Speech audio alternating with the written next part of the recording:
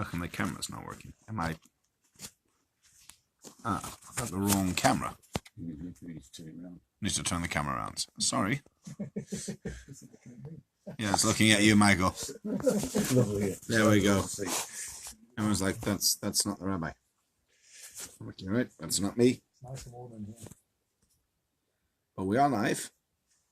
Somebody's just shut up and is watching, hopefully. Right. Sorry. Yeah, Anthony's here. Hey, Anthony.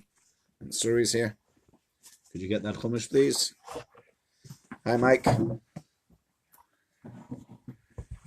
Okay. Thank you to Arbor Josephson for helping me with the... And Alan helping me with the things here tonight with the technology. Thank you very much.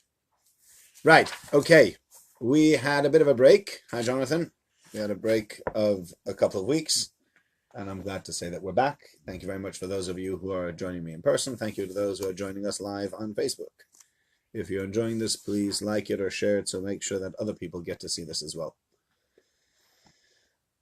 Okay, this week's Parasha, very interesting Parasha. So many things to discuss on this week's Parasha, so I'd like to start with the following. Found this very interesting. Moshe Rabbeinu is given flack by Kodesh Baruch Hu. Kodesh Baruch Hu sent Moshe Rabbeinu into Pharaoh and says to him, "Go ahead, Moshe. Go ahead. You tell Pharaoh. You tell him." And Moshe goes, "All right. Hi, Phil." Yeah. "You go ahead. You tell Pharaoh." So he goes, "Okay, will do." Goes inside and says to Pharaoh, he says, "Listen, God says Jewish people need to go." Pharaoh has one look at him, laughs at him, and says, "What exactly is your problem?" Yeah? Have you ever had that? Have you ever had that? You ever tried to make a point and people just either laugh at you or make a face at you or just swear at you or something like that? So Pharaoh is doing that right now. He's like, what are you talking about? This is just, it's not possible. It's balmy. It's ridiculous. It's crazy. Not only that, Pharaoh then goes ahead and does what? He makes things much worse for everybody. He goes and he now makes a new edict. The Jewish people have to go and have to get their own straw. They're not going to be getting straw anymore from Pharaoh, and they're running around the entire country trying to get straw. The amount of bricks they still have to create is exactly the same as it was prior. And Moshe Rabbeinu comes God and says to God, "God, this is not okay. It's just not okay. What are you doing? Why'd you do this to me?" And God says to him, "Listen." Very interesting. I mean, we spoke about this last year, I think, about God saying that I promised the forefathers and I didn't keep it. You show up, one time something happens, you don't get what you want already, you start complaining. What's your problem? Which in itself is a very strange thing, but we're not going to focus on that. But it gives... I saw this thing, the compare and contrast Abraham's attitude. Correct. Well, Rashi speaks about that. Yeah. Rashi speaks about that. Rashi says, I came to them, I told them all about these things that I'm going to promise them, and I never kept anything. I show up, I make one promise, you go into, you say one thing, hi honey, say one thing, already, not what you wanted, finished. Yeah. Complaints, what's with you? Calm down. And he says, now he promises Moshe Rabbeinu, I'm going to take them, and here we have the four Lashonos HaGeula, the four different languages that are used to describe the redemption, all in the beginning here of Parshas Ve'era. And then he says to Moshe Rabbeinu, go and tell everybody about that. And Moshe Rabbeinu goes, Vayidam Moshe Ken of Bnei Yisrael. Moshe Rabbeinu goes and it says the following to Bnei Yisrael, V'lo shamu and Moshe, and they didn't listen to Moshe, Mikotzer ruach u'me'avoda kosher. Because shortness of breath, ruach could be one of two things, by the way. Ruach means breath, but it could also mean spirit. Okay? So whether it was having a very difficult time in spirit or a difficult time physically, avodah kasha, and difficult work. So it's interesting. The Orach Chaim says, Mikotzer ruach, he says two things. The first thing the Orach Chaim says about this Mikotzer ruach is, it could be that what it means Mikotzer ruach is because they didn't have Torah. They didn't yet have a reference point to be able to interact with God, to be able to see God in a certain way. And therefore, as soon as something happened like that, they couldn't even bear it. But then he moves on and says, what is kotzer ruach and avodah kasha? What are the two different things? What are we talking about over here? That you mention the shortness of breath and difficult work. And what he says is the following, and that's a very interesting thing to note in psychology, in the way he explains it. Kotzer ruach is when you sometimes have a job that you feel is almost impossible to do. Has anybody ever given you a job that looks just too big? Don't know if you've ever had that. Somebody hands you a manual, he goes, here's a manual. You're like, that's 500 pages. Yeah, I need you to know by tomorrow. Pardon? Where do I start? Do you ever have that? Do you ever have like a job that somebody gave you and you just felt that this was above and beyond anything that I could manage in the time frame it was given to me? And sometimes beyond something you can manage at all. I can't do this. And kotzer ruach is the feeling of, oh boy. Or you make a to-do list. You sit down, you make a to-do list. What I need to do. I need to, and then you write a list. I need to do this. You make a whole list of things that you need to do. And then you look down at your to-do list and you go, let me go and watch a film. Yeah? Yeah, what do you mean go watch a film? You have a to-do list from today till tomorrow. What happens? You look down at the list and you say to yourself, there is what? Take an easy one. Well, that's not part of your to-do list, but you look at the list and you go, I'm never going to manage this anyway. So if I'm never going to manage this anyway, what do you say to yourself automatically? Forget it. Forget it. I'm not even going to bother. Won't even try. Here, Shmuley, come have a seat. I'm not even going to try. It's too much. Avodah kasha is the other part of this. Sometimes, are we going to manage? I'm slightly larger than you imagined before. That's okay. But we managed. Come on in, Shmuley. Yeah, thank you very much. So we're talking about kotzer ruach and avodah kasha. So they didn't listen to Moshe Rabbeinu. One is the kotzer ruach because they looked at the job ahead and they said to themselves, my God, there is no way we will ever manage this. On top of that, and by the way, that first thing, sometimes it's only psychological. Sometimes the job is doable, but because you are so overwhelmed with the size of the task, you can't even start on getting the task done or not getting the task done. Do you know why? You just look at the size of the to-do list, or you look at the size of that manual, you look at whatever you have to do, and you go, there is no way I'm going to manage that. Now, you might, but you're ready to throw in the towel. There's another part of this, which is the avodah kasha. Avodah kasha means, on top of the fact that it seemed an impossible job, it was actually a really, really hard job. It wasn't just that it seemed hard and the Jewish people go, oh boy, throw in the towel. It was really difficult. So Achaim says that the Jews were really being snookered here from two sides, and it's very, very difficult to have that. When you have a job that seems almost impossible to do, coupled with the fact that it's also quite difficult to get it done, that's kotzer ruach and avodah kasha. And the Jews say, we got no chance. No chance. Okay, that's point number one. Number two, continues the Torah and says the following. We are now in chapter 6, verse 10. And so you are one page back. You know, you got to go, verse 10. Sorry, you're on the right page. That's page 320 in the Art Scroll Chumashim. 320 or 321. So Hashem says to Moshe, go and speak to Paro. Go speak to the Paro and tell him it's time for the Jews to go. And Moshe's like, oh boy, we just did that. Did we just do that? We tried this and it didn't work very well. And so therefore, Moshe comes and says to God, Hein b'nei Yisrael shamu elai, ve'ech yishmeini Pharaoh v'ani aras osayim. The Jews never listened to me. I just tried telling the Jews and they didn't listen. How is Pharaoh going to listen? What chance do I stand? On top of that, I really pretty bad at speaking. I tried this public speaking thing. It's not for me. Doesn't do very well. So Moshe Rabbeinu says this is not really great. Moshe, all right, on that, now, verse 13. Vaydam Hashem Moshe Aaron. Shem spoke to Moshe and Aaron, Vaytzavim Bnei Yisrael. He commanded them for Bnei Yisrael, Vel Paro Mechatzayim to Paro, Lotzis Bnei Yisrael, it's time to take the Jewish people out of Egypt. What happened? There's a weird conversation going on over here. God comes to Moshe and says, Moshe, take the Jews out of Egypt. Says Moshe, this is not really going to work. I tried speaking to the Jewish people. They weren't very sympathetic. And the Jewish people, they got what to be sympathetic about in this conversation. And yet they didn't listen to me. Pharaoh for sure is not going to listen to me. And guess what? I'm not the most eloquent speaker around here either. Says God, go get the Jews out of Egypt. Did you not want to answer that question? What's happening here? So there are 2 points to be made over here.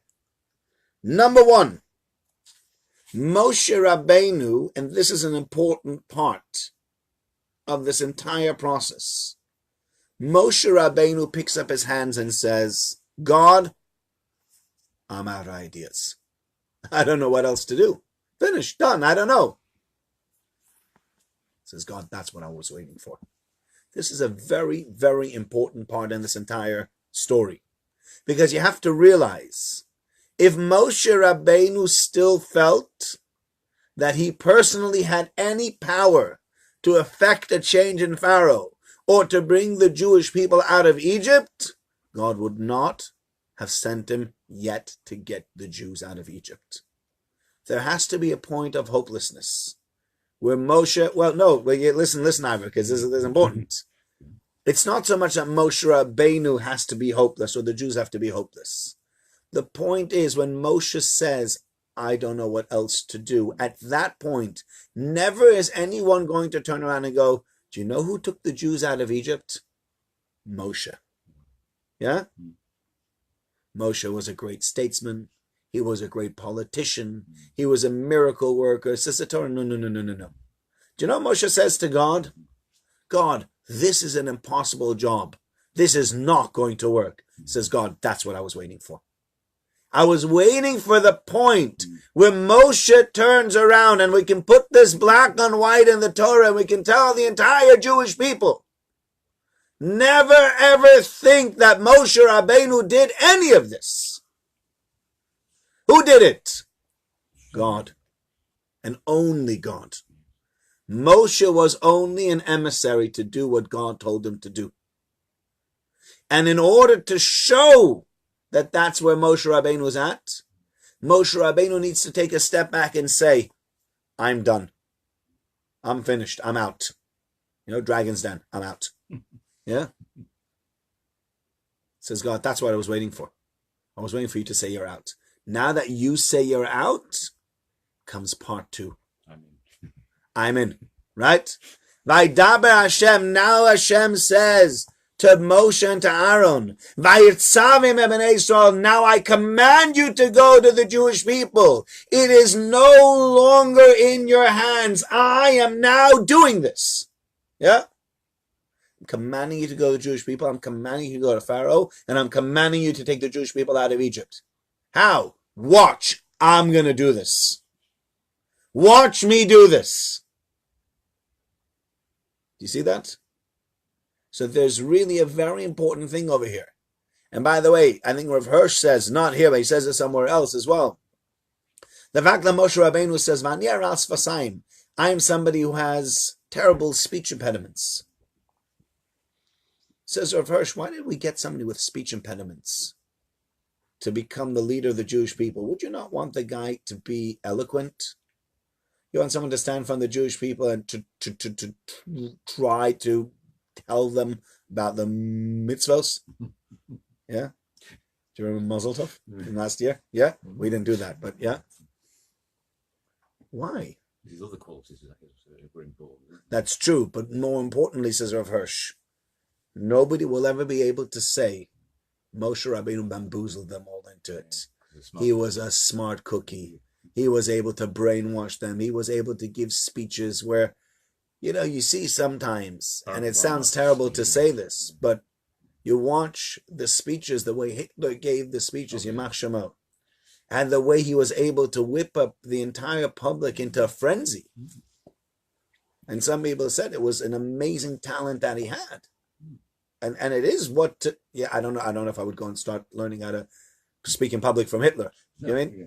But in the end of the day, there's what to be said for his charisma. There's what to be said for the way he was able to get the people behind him. Nobody would ever say that about Moshe Rabbeinu. Because Moshe Rabbeinu himself says, me? I can't speak well.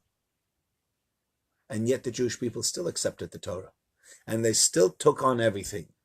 Says Rav Hirsch, we needed someone like Moshe Rabbeinu, that nobody would ever in the future say, you know why people accepted the Torah? Moshe Rabbeinu talked them into it. Oh yeah? Moshe Rabbeinu himself says, I can't use my mouth. I'm not a good speaker. Every time I talk, people look at me funny. Nobody's going to say that. And here too, nobody's going to say Moshe Rabbeinu is the one that brought the Jews out of Egypt. God says, you've given up. You've said, uncle, you're out. Great. This is what I was waiting for. Now you go. Now I send you. And now you'll do it. So that was, I thought that was also a very, very good idea to be spoken about over here. Okay, now we move on to Sheni. In Sheni, we speak about the children of Klal Yisrael. We spoke about this last year, I think. I have to go back. I don't have the truth is I was meant to write notes. It's always hard to get afterwards to sit down and to write the notes. But thank God I have all these live shurim, so I can go back to my live post. It just takes a lot longer to watch a 45-minute shur, to skim through it, than it takes to read through notes. But I think last year we spoke about this. And I found another idea. So we speak about the children of Reuven, we speak about the children of Shimon, we speak about the children of Levi. So why we speak about these three generations? Because the point really is to get to Moshe and Aaron. No point in discussing really Reuven's children and Shimon's children. Just mention Levi's children. Elibnei Levi, and mention Levi, and then mention Levi's children, and mention Moshe and Aaron, and you're ready to go. You go through Reuven and all his kids, and then Shimon and all his kids, and then Levi and all his kids, etc., etc. So there are two things to be mentioned here. Number one, there were three tribes. We missed Parshas Vayechi. I was in Vienna that week, I'm sorry, but we missed Parshas Vayechi. There were three tribes, in Parshas Vayechi that never received a blessing from Yaakov. Who are those three tribes? Reuven, Shimon, and Levi. Reuven mechori ata Reuven mechor, you are my first koyach, etc., etc. Pachas kamayim altosa, but you're never going to get, Eric, you're never going to get the full power because you were quick. You were hasty. You acted without thinking. That's Reuven. Shimon v'Levi achim. Shimon and Levi, your brothers. Klei chomas mecharesem. They use stolen vessels, meaning you're doing things that really. Pardon? Weapons of war. Pardon? Klei chomos.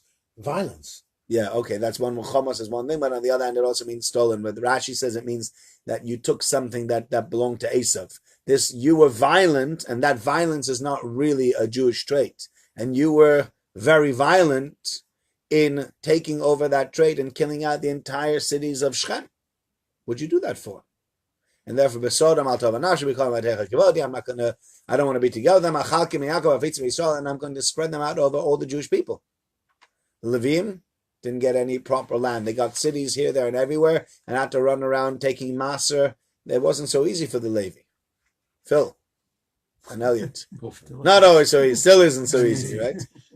Never changed. Not changed, right? And then you have, and Shimon became the Rebbes. From Bnei Shimon, the sons of Shimon, they became the teachers. Seems teaching is not an easy career either. Especially teaching Jewish kids. Never been an easy career. So you have Shimon and Levi. Those are the three sets of people that didn't get a blessing from Yaakov. So you'd say, well, if you have three Shvatim that didn't get a blessing from Yaakov, there must be something missing there. There must be something wrong there. Therefore, the Torah of the three Shvatim, the three tribes that are mentioned here, are Reuven, Shimon, and Levi. Even though we could have mentioned only Levi, we mentioned Reuven, Shimon, and Levi, so that we can go ahead and we can say, no, these are God's tribes like all the other tribes. There's nothing inferior about them. Yaakov Avinu had to make a comment. He had to give them some form of musar. He had to give them some form of rebuke. Understood. But that doesn't make them any less valuable or any worse in the eyes of God. And that's very important to remember. Okay? That's the first thing. The second thing, which I think is brought out by, I can't remember who says it. That's a Kanim, Safana, Rashbam.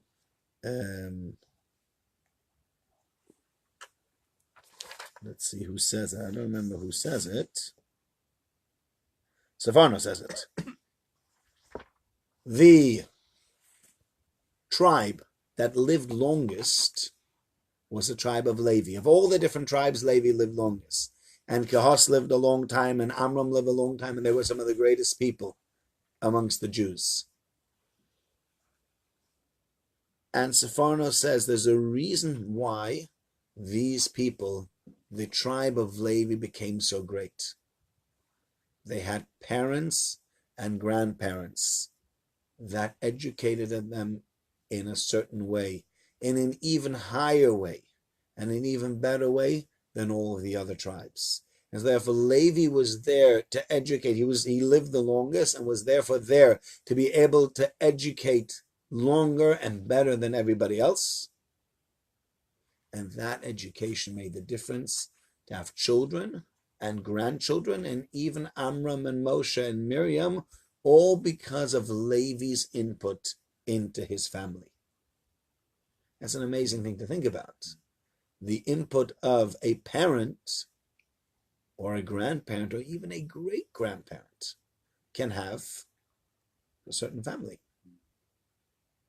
I remember my father told me that I have a cousin in Vienna.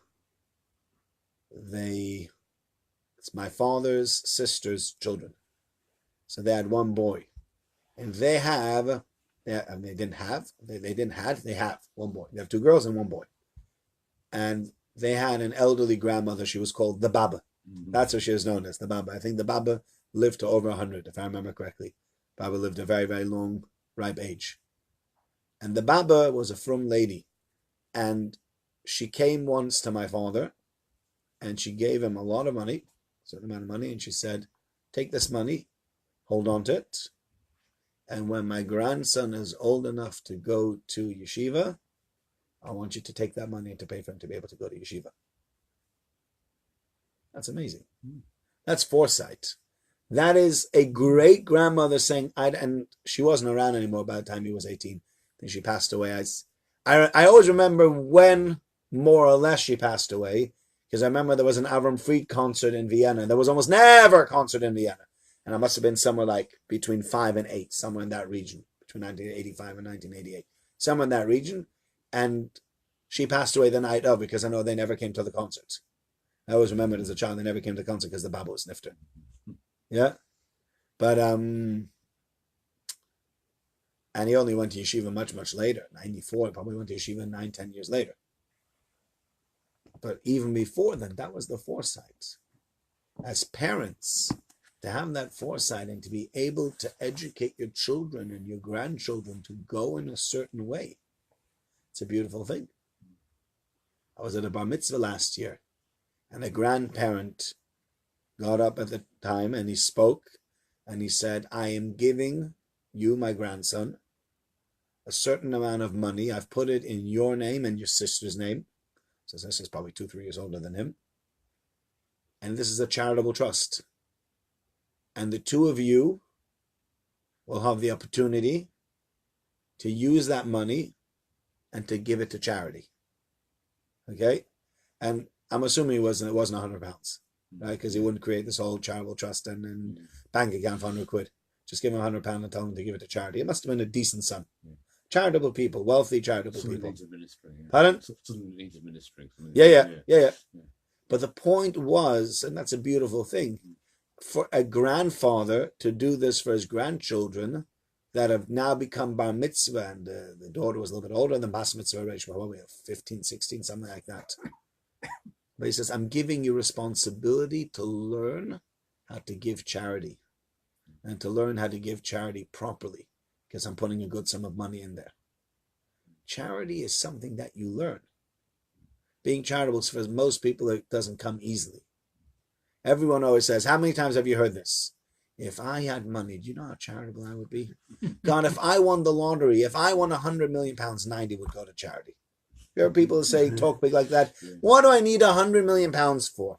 10 is going to be just fine. The other 90, I'm happy to give it away to charity. Test me with that. Till it happens. Till it happens. What happens when it happens? 10 for charity, 90 for them. If. Yeah. Telling you, if you win £100 million, to give 10 million away to charity is hard. My son said to me, what are you talking about? It's nicer. You have to give it away. It should be very easy. It's 10 million. I'm like, you know what?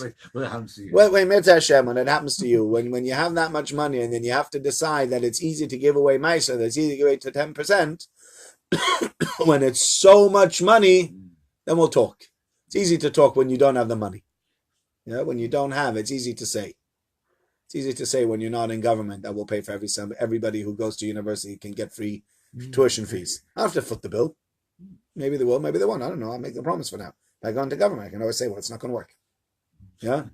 It's an easy bill to foot. I can foot your bill also. You know what? Michael's going to donate £10,000 for shul tomorrow. Right?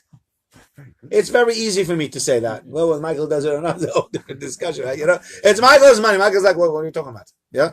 It's easy to give away somebody else's money. When you don't have the £100 million, it's easy to say, well, if I had £100 million, you know what? I'm not going to give 90. Let's be honest. 90, I think, is too much. 80. You're not going to get anywhere near there. £80 if you're lucky, not 80 million. 80,000 if you're lucky. It's not easy. Teach. You have to teach as a grandparent, as a parent, to teach children. Levi was privileged. Levi lived a long time and was involved in the chinuch of his children and his grandchildren in a way that he deserved to have Moshe, Aaron, and Miriam because of the investment that he had made in his children and his grandchildren and his great-grandchildren. I'm sorry, I don't have my watch on me, so I don't want to go over. Just keep me. Can I borrow someone's watch for a second? Yeah. Sorry. I took your phone already, so I'm going to borrow Malcolm's watch. Thank you, Malcolm. Just keep on top of the time, so I got 10 more minutes. Okay. Right. That's that idea. Now comes an interesting idea. I saw this in the name of Rav Noach Weinberg, and I also saw this in the name of Rav Yerucham of Mir Yeshiva, who we have spoken about quite a few times already. He says the following. Moshe Rabbeinu is given a sign. What sign is Moshe Rabbeinu given? The first sign that he ever does in front of Pharaoh. Take your stick, throw it to the ground. What's going to happen? Turn to a snake. Then what you do, grab the back of the thing, and it's going to turn back into a stick. Moshe Rabbeinu goes, okay, God, let's do that. And he goes and he shows up, and it wasn't so easy to get into Pharaoh. And if you look in the Medrash, what it took to get into Pharaoh, and wild animals guarding it, and sorcery and everything, and Pharaoh sitting there, and suddenly these two Jews walk in. What are you doing here? Shalom Uvracha. Hello. Come from Yerushalayim. You have a koil. You know, that's not what it sounded like, yeah? Where these guys show up from? Pharaoh, let the Jewish people go. Okay? And if I don't? As if you don't, you'll be in trouble. Okay, and who sent you? God. Okay? If God wants me to let them go, he's going to have to show me some kind of serious sign. Show me. Show me a sign. And Moshe Rabbeinu, Rabbi Yerucham says, Moshe Rabbeinu is asking a big thing here. He's walked in and he's asked for them to give up on an entire nation of slaves. These people are helping their economy tremendously. What do you mean I'm supposed to give up an entire nation of slaves? Never. Crazy? Of course not. So he's now asked for that. What's your sign? Moshe goes, Aaron, hit it. Sorry, no pun intended. And Aaron goes and he takes this thing and he throws it on the floor, the stick, and woof, turns into a snake. And Pharaoh starts laughing at him. Were you bringing coals to Newcastle? What were you doing? What's that all about? Because it's a children's trick. I like watching magic. I think magic up close is very cool to watch. You ever watched magic up close? You know, they get these guys that come around at Simchas and they do certain things. You're like, how do you do that? What do you do? I mean, it's a good thing I'm not Penn and Teller because I'd be baffled every time. Yeah. At least they sometimes figure it out. But you're watching and you're watching, what are they doing? And I can't figure it out. But there's elementary tricks and there's some very difficult tricks. You'd never get into Britain Got Talent with taking a ball and squeezing it, and now there's 3 balls. That's elementary. That every silly magician at a children's party, no matter how bad you are, can do that trick. You'll be able to do something proper, do something good. So Moshe Rabbeinu stands up and he does probably what seems to be to them one of the most elementary tricks. It's like the ABC. The ABC for the aspiring magician, how to turn a stick into a snake and back into a stick. And so that was the easiest trick in the book. And he does that. And he's standing there and he's already been embarrassed once, by the way. Remember, he's got a very bad taste in his mouth from his last time he's been sent here. He came, Pharaoh told them off. He made life much, much more difficult for the Jewish people. He came to the Jews says, go away. And the Jews tell Moshe Rabbeinu, God should judge you for all the evil that you've done for us. Let God be the judge. Moshe Rabbeinu's feeling awful. He walks into Pharaoh and he makes this trick and Pharaoh goes, ha! Beginner's trick. Right. Calls over his magicians. Show the man. They do the same thing. Calls over his wife. My wife does this as a side hobby. Go on, show him. Calls over little school children. Come on, kids. Show the man how it's done. Same thing. Again and again and again. The entire room is filled with sticks that have turned into snakes. And they're all laughing at this Moshe Rabbeinu. Moshe Rabbeinu is a laughing stock of the entire Jewish people. The Jewish people, the entire Egypt. He thinks he can do a trick. He thinks he can tell Pharaoh what to do. And now comes something interesting. But before we get to that interesting point, you have to ask yourself the question, why did God set Moshe Rabbeinu up like that? He's had it hard enough already. Did he need another bad trick? One bad experience of Pharaoh was not enough. He needed a second bad experience. He was testing his faith. Was he testing his faith? He might have been testing his faith, but why is he testing his faith twice? Moshe Rabbeinu had complete faith in God. So what's he doing here? So very interesting. Says both the Rabbi Yerucham and Rabbi Noach Weinberg says this in his the sefer that they wrote posthumously of his different droshes.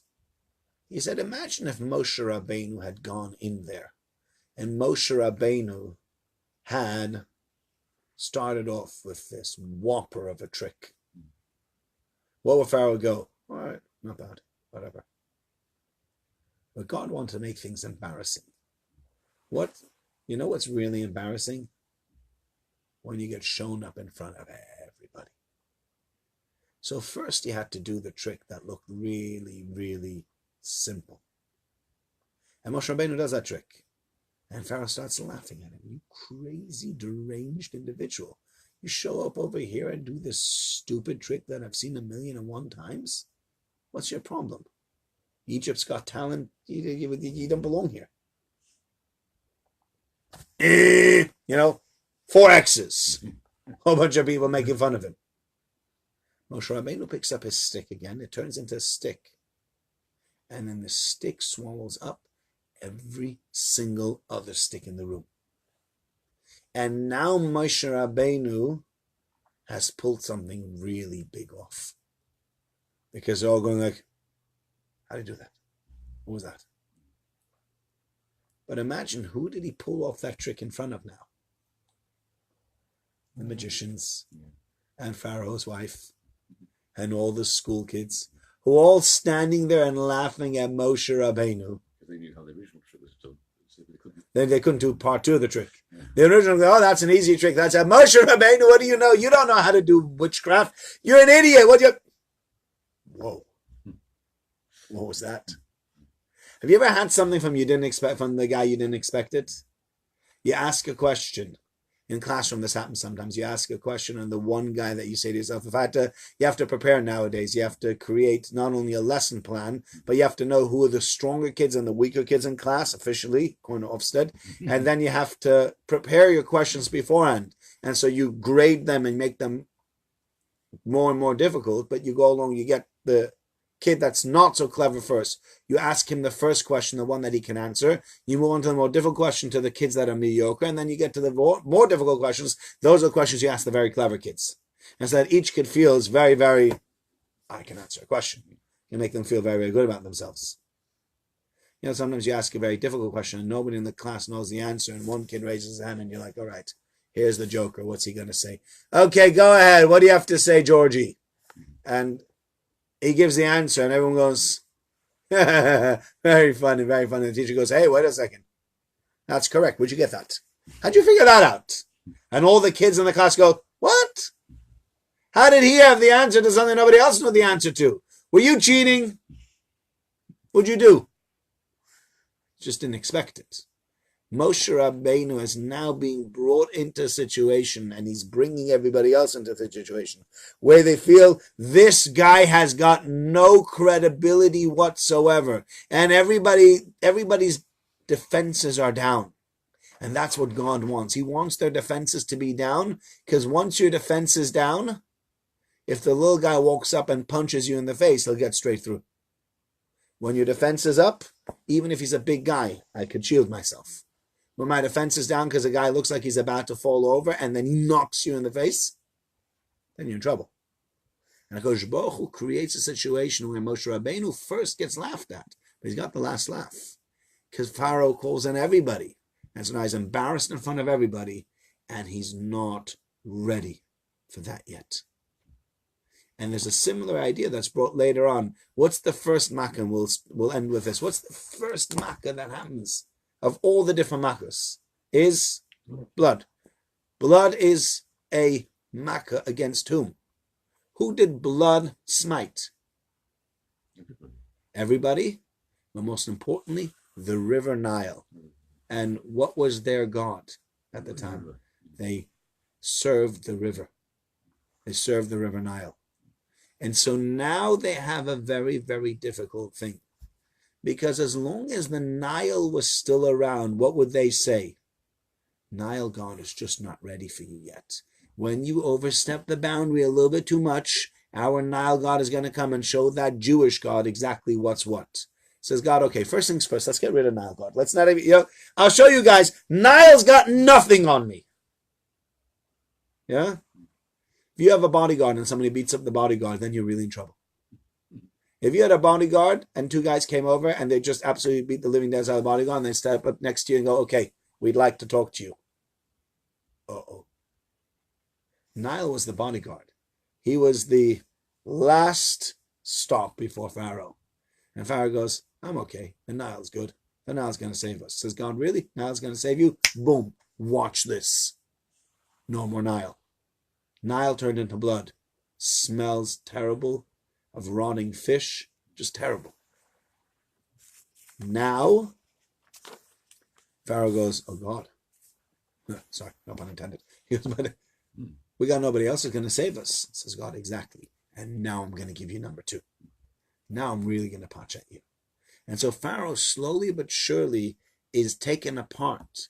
But we bring down his defenses one after the other. And once we bring down all those defenses, we get rid of the fact that he thinks he's more powerful than Moshe Rabbeinu.